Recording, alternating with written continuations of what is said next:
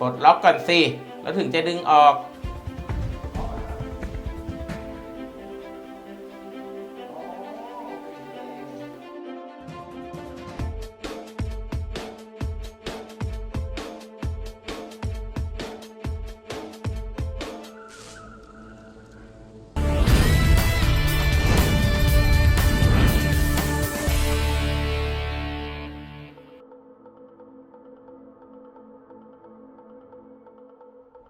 ครับและฟังก์ชันที่เราเห็นกันเมื่อกี้นะครับในเรื่องของการป้องกันการขโมยสายชาร์จอันนี้นะครับก็เป็นหนึ่งในฟังก์ชันของรถยนต์รุ่นใหม่ของ BMW นะครับซึ่งวันนี้เนี่ยเราได้รับเกียรตินะครับจาก BMW ให้นำรถทดสอบคันนี้มาทดสอบกันอย่างรวดเร็วหลังจากที่มีการปล่อยให้ทำการทดสอบสำหรับ BMW i8 คันนี้เนี่ยมาพร้อมเทคโนโลยีมากมายนะครับในเรื่องของเครื่องยนต์ปลั๊กอินไฮบริดในเรื่องของฟังก์ชันอุปกรณ์การใช้งานต่างๆมากมายที่ติดตั้งมาในรถคันนี้เนี่ยมีอะไรดีๆมาฝากแฟนๆของ Auto Spin มากมายหลายเรื่องเลยนะครับวันนี้เราเนี่ยนำมาทดสอบกันอย่างจริงจังมาลองดูกันว่าเจ้าของค่าตัว 11.9 ล้านบาทของ BMW ประเทศไทยคันนี้เนี่ยมีดีมากน้อยขนาดไหนจะมีดีแค่หน้าตาหรือว่าในเรื่องของการขับขี่ต่างๆเนี่ยเป็นยังไงกันบ้างมารอดูเลยครับ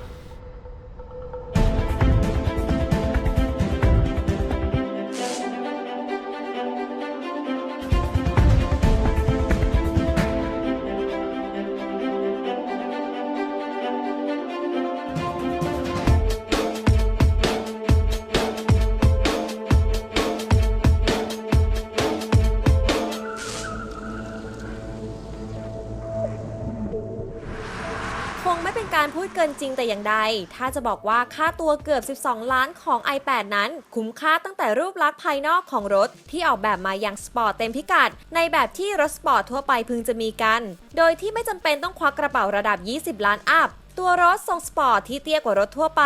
ประตูเปิดแบบปีกผีเสื้อที่ไม่ได้กินเนื้อที่ในการใช้งานเหมือนอย่างที่คาดตัวถังที่ถูกออกแบบโดยเน้นเรื่องของทางเดินลมเพื่อให้ได้ค่าสารประสิทธิ์แรงเสียดทานที่ดีที่สุดโดยเฉพาะด้านหลังบนโครงสร้างตัวถังทั้งหมดซึ่งใช้เทคโนโลยีคาร์บอนไฟเบอร์เสริมแรงเพื่อให้ได้วัสดุที่มีคุณภาพสูงและน้ำหนักเบาซึ่งเบากว่าเหล็กถึง 50% และเบากว่าอลูมิเนียม 30% แต่ให้ความแข็งแกร่งไม่แพ้กันพร้อมออกแบบตัวรถให้มีความเตี้ยลงและกว้างออกไปจากรถปกติทำให้ BMW ต้องปรับสัดส่วนของการออกแบบในส่วนของโคมไฟหน้ากระจังหน้ารูปจมูกหมูรวมถึงเส้นสายรอบตัวรถใหม่หมดแต่ก็ยังรักษา DNA ของค่ายเอาไว้ได้อย่างเหนียวแน่นน่าชื่นชมค่ะ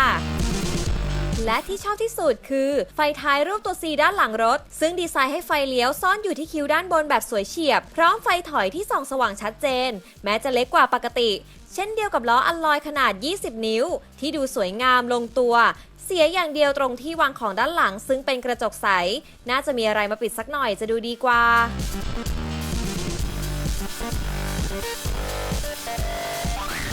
สำหรับห้องโดยสารต้องบอกเลยว่าคับที่อยู่ได้แถมมีของเล่นเพียบประตูแบบเปิดขึ้นที่เพิ่มพื้นที่ในการเข้าออกจากห้องโดยสารแต่แน่ละว่าต้องเรียนรู้กับมันนิดนึงว่าควรจะเข้าออกด้วยท่าทางแบบไหนเพื่อให้ลุกนั่งได้อย่างสบายและไม่น่าเกลียดใครที่ซื้อรถไปแล้วรู้สึกว่าเข้าออกยากจังส่งข้อความมาถามเราได้นะคะว่าควรเข้ารถท่าไหนในห้องโดยสารนั้นมาพร้อมเบาะที่นั่งแบบรัดตัวพื้นที่ด้านหลังนั้นไม่เหมาะกับการนั่งหากคุณสูงกว่า170 เซนติเมตรหรือต้องการพื้นที่วางขาขนาดใหญ่ตำแหน่งการนั่งนั้นให้ระยะที่เหมาะสมกับการขับขี่เข็มขัดนิรภัยสายสีฟ้าสดใสปรับไฟในห้องโดยสารเป็นสีฟ้าไปด้วยจะเข้ากันมากตัวรถที่ค่อนข้างยาวทำให้ต้องการระยะเพิ่มขึ้นอีกหน่อยในการขับขี่โดยรวมๆแล้วทัศนวิสัยไม่ใช่ปัญหาในการขับขี่รถคันนี้เพียงแต่ต้องระมัดระวังมากขึ้นบนภาพรวมซึ่งดูไม่ค่อยสปอร์ตมากนักแต่ก็แลกมาด้วยความสะดวกสบายในการยืดแข้งยืดขาที่มีมาให้บ้างในตำแหน่งที่สามารถใช้งานอุปกรณ์ต่างๆที่ปรับไปจาก BMW รุ่นอื่นมากพอสมควรฟังก์ชันการใช้งานพื้นฐานรุ่นใหม่ล่าสุดของ BMW ถูกนำมาติดตั้งแบบ Minimalist iDrive ที่มาพร้อม Touchpad เป็นอุปกรณ์มาตรฐานโดยที่ถ้าไม่บอกว่าเขียนได้ก็คงไม่รู้ Head-up Display ส่องสว่างและอยู่ในมุมที่ดีมากกล้องส่องภาพรอบรถแบบอัตโนมัติก็เป็นอะไรที่น่าประทับใจ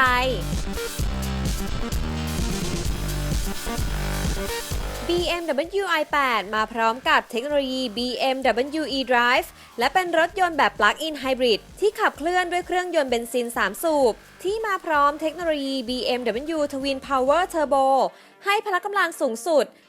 231 แรงม้าที่ 5,800 รอบต่อนาที พร้อมแรงบิด 320 นิวตันเมตร ที่ 3,700 รอบต่อนาที ที่ล้อคู่หลัง ซึ่งพร้อมทำงานผสานกับระบบไฟฟ้าพร้อมแบตเตอรี่ลิเธียมไอออน ความจุ 7.1 กิโลวัตต์ โดยแต่ละโหมดนั้นถือว่าให้สมรรถนะที่โดดเด่นไม่แพ้กันค่ะ หากวิ่งในโหมดไฟฟ้าจะให้กำลังได้สูงสุดถึง 131 แรงม้า พร้อมด้วยแรงบิดสูงสุด 250 นิวตันเมตร ลงสู่ล้อคู่หน้า สามารถวิ่งได้ที่ความเร็วสูงสุด 120 กิโลเมตรต่อชั่วโมง และวิ่งได้ในระยะทาง 37 กิโลเมตร ต่อการชาร์จ 1 ครั้ง ขณะที่โหมดการทำงานร่วมกันนั้นจะให้กำลังสูงสุด 362 แรงม้า พร้อมแรงบิดสูงสุดถึง 570 นิวตันเมตร ซึ่งจะขับเคลื่อนด้วยล้อทั้ง 4 ได้ในโหมดไฮบริด และทำอัตราเร่ง 0 ถึง 100 กิโลเมตรต่อชั่วโมง บนท้องถนนได้ที่ราวๆ 5 วินาที มากกว่าที่โรงงานเคลมไว้ที่ 4.4 วินาที เพียงเล็กน้อย พร้อมจังหวะเร่งแซงที่ 80 ถึง 120 กิโลเมตรต่อชั่วโมง จะอยู่ที่ราวๆ 3 วินาที และปิดท้ายด้วยท็อปสปีด ซึ่งทำได้ไม่มากไม่มายนักที่ 250 กิโลเมตรต่อชั่วโมงค่ะ i8 ให้การตอบสนองได้อย่างดีเยี่ยม เรียกว่ากดเร่งเครื่องจังหวะไหนที่ความเร็วเท่าไหร่ เครื่องยนต์ก็ให้การตอบสนองแบบไม่มีอิดออด จะเค้นยังไงเครื่องก็ยังเหลือกำลังให้เราใช้งานได้ตลอด ก่อนจะวิ่งทดสอบไปได้ประมาณ 400 กิโลเมตร น้ำมันในถังลดลงเหลือน้อยกว่า 25% เพื่อให้เราได้เติมน้ำมันตามที่กำหนดเอาไว้ และคำนวณอัตราสิ้นเปลืองออกมาคร่าวๆ ได้ 11 กิโลเมตรต่อลิตรสำหรับการขับทดสอบแบบใช้งานจริงที่ค่อนข้างดุเดือด งานนี้ BMW โชว์ให้เราเห็นแล้วว่า i8 มีดีในทุกๆด้าน ไม่ว่าจะเป็นเรื่องของการขับขี่ การตอบสนองในทุกย่านความเร็ว ไปจนถึงเรื่องอัตราประหยัดที่เรียกว่าน่าประทับใจมาก นอกจากนี้ยังปล่อยไอเสียในปริมาณต่ำเพียง 49 กรัมต่อกิโลเมตร เมื่อขับขี่ทั่วไป แถมยังเป็นรถไร้มลพิษได้ในโหมดไฟฟ้าอีกด้วย ส่วนแฮนดิ้งในการขับนั้นใครที่บอกว่ารถสปอร์ตไม่เหมาะที่จะใช้งานในชีวิตประจำวัน อยากให้มาลองขับเจ้า BMW i8 คันนี้ดูกันสักรอบ เพราะเราก็ใช้งานแบบเต็มพิกัดบนท้องถนนในกรุงเทพและออกต่างจังหวัดบ้างเล็กน้อยก็ยังไม่พบว่ามันไม่เหมาะกับการใช้งานแต่อย่างใดแม้ว่า i8 จะถูกกดให้เตี้ยและมีจุดศูนย์ถ่วงที่ต่ำเพื่อสมรรถนะในการยึดเกาะถนนที่ดีงามก็ตามแต่สำหรับการใช้งานจริง i8 ขึ้นลงเนินหรือข้ามสิ่งกีดขวางได้ไม่ยากอย่างที่คิดขับง่ายกว่ารถในแนวเดียวกันหลายๆคันที่เคยนำมาทดสอบได้ซ้ำไปค่ะ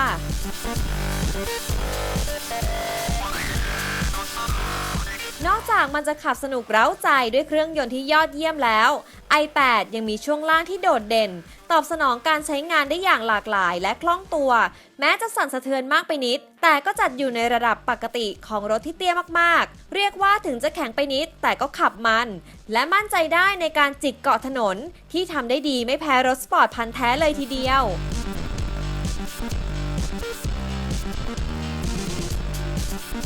โดยสรุปนะครับ BMW i8 คันนี้นะครับก็เป็นแหล่งรวบรวมเทคโนโลยีใหม่ๆละอย่างเช่นถ้าสังเกตดูกุญแจก็จะเป็นกุญแจทรงใหม่ละจะไม่เหมือนกับที่เราเห็นใน BM ทั่วๆไปในเรื่องของสมรรถนะการขับขี่เนี่ยเครื่องยนต์นะครับไซส์เล็กเทอร์โบที่มาพร้อมระบบไฟฟ้าเป็นระบบ Plug-in Hybrid เนี่ยโอเคเรื่อง Plug-in Hybrid อาจจะเป็นเรื่องใหม่ที่ใช้งานยังแปลกๆกันอยู่ในเมืองไทยชาร์จไว้จำเป็นไม่จำเป็นก็แล้วแต่ความต้องการในการใช้งานนะฮะแต่ทีนี้ในเรื่องของการขับขี่จริงๆเนี่ย i8 ถือว่าให้การตอบสนองที่ยอดเยี่ยมมากนะครับโดยเฉพาะในอัตราของการออกตัวและการเร่งแซงเนี่ยถือว่าไม่แพ้ใครละกันบนท้องถนนความสามารถในการไปแข่งกับรถซุปเปอร์คาร์มีแน่นอนในขณะเดียวกันในเรื่องของการตอบสนองด้านอื่นระบบเบรกหรือเรื่องของการความสะดวกในการใช้งานต่างๆเนี่ยก็มีมาตรฐานของ BM มาอยู่แล้วอุปกรณ์ฟังก์ชัน iDrive ต่างๆมีมาให้ครบครันละปัญหาของผมส่วนตัวจริงๆก็คือการเข้าออกจากรถเนี่ยนะครับยังค่อนข้างยากอยู่นิดหน่อยเรื่องของประตูที่ยังเปิดยากในที่จอดรถสาธารณะนะครับเวลาจะจอดจะตรงไหนยังไงเนี่ยระวังกันเยอะๆนะครับสรุปโดยรวมแล้วเนี่ยถ้ามองที่เรื่องของความหล่อนะครับ 11.9 ล้านแลกกับรถที่หน้าตาขนาดนี้หล่อขนาดนี้ถ้ามีตังค์เหลือๆเราก็ซื้อเนอะเพียงแต่ว่า คุณอาจจะต้องดูแลมันดีๆมากกว่านี้นิดนึงเนื่องจากมันเป็นรถยนต์ที่ค่อนข้างจะระบบแปลกใหม่ในเมืองไทยการตอบสนองของชีวิตด้านอื่นเนี่ยถือว่าเต็มที่สมบูรณ์แบบถ้าตังค์เหลือนะครับ 11.9 ล้านซื้อเลยครับคันนี้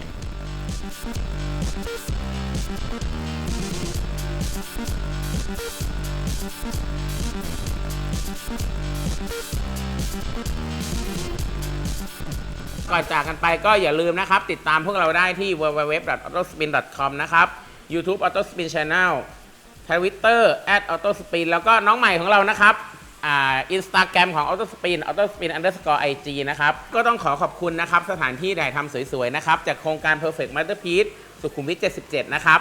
ใครสนใจบ้านเดี่ยวนะครับคุณภาพดีอย่าลืมแวะมาชมโครงการกันได้วันนี้ขอบคุณครับที่ติดตามกันครับสวัสดีครับ